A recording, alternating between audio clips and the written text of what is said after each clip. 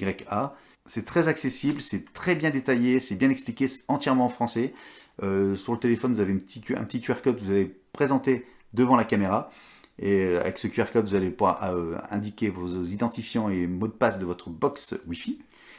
Et la caméra va directement se synchroniser, ça prend 30 secondes à 1 minute, puis après, hop, c'est bon.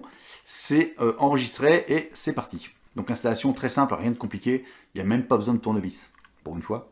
Donc au niveau de la caméra qui se trouve ici, vous avez en fait 2 définitions de caméra. Donc vous avez simple définition et haute définition. Et honnêtement, la qualité de l'image a été plutôt bluffante. J'étais étonné, souvent sur le type de caméra un peu, pas se mentir, hein, c'est un peu des chinoiseries. Mais de toute façon, c'est Chinois qui fabriquent tout, même l'iPhone avec lequel je filme. Bref, donc ouais, la qualité était plutôt pas mal.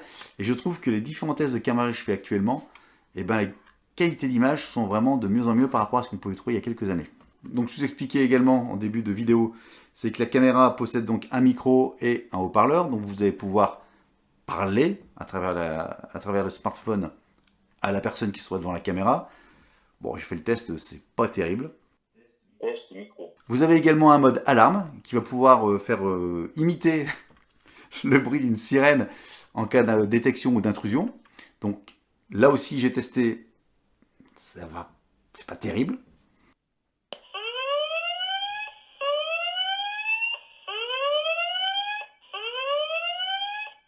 De toute façon, la caméra, c'est pas fait pour discuter, hein, c'est juste fait pour surveiller.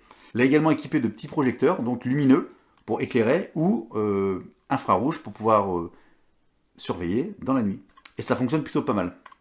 Donc, caractéristique de cette caméra, c'est qu'elle est également motorisée, je vous expliquais tout à l'heure, ce qui permet effectivement de suivre une personne qui va se promener devant la caméra, et aussi bien de gauche à droite donc, que de bas en haut. Ok. Sauf que vous n'allez pas vous amuser à rester derrière votre logiciel, à surveiller en permanence et à bouger la caméra, tel un surveillant de supermarché. J'ai rien contre les gardiens de supermarché, bien évidemment. Mais l'idée, c'est que ça se fasse automatiquement. Et ça tombe bien, parce qu'en fait, il y a un mode détection de présence. Alors, avec ce mode de détection de présence, ça va pouvoir justement, si vous le souhaitez, faire sonner la fameuse sirène, ou allumer des lampes s'il fait nuit, ou je vous envoie une notification, par exemple, de jour comme de nuit. Vous avez également un mode qui va donc, une fois que ça a détecté cette personne ou cet objet, suivre en fait le mouvement de cette personne. Alors j'ai testé, honnêtement je suis passé à plus de 10 mètres, parce qu'après je pouvais plus le faire, j'étais pas assez loin, enfin j'ai pas assez de distance de recul, et même à 10 mètres ça fonctionnait sans problème.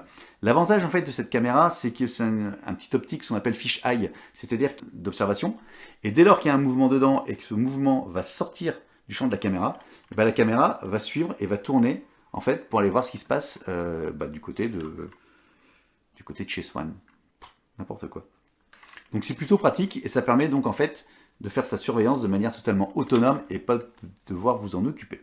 Au niveau stockage des images, c'est important parce que ça surveille, ça enregistre si vous le souhaitez, mais au niveau stockage des images, comment ça fonctionne? Alors il y a 2 possibilités. Vous avez ici un petit cache, alors si j'enlève, j'arrive pas à le remettre.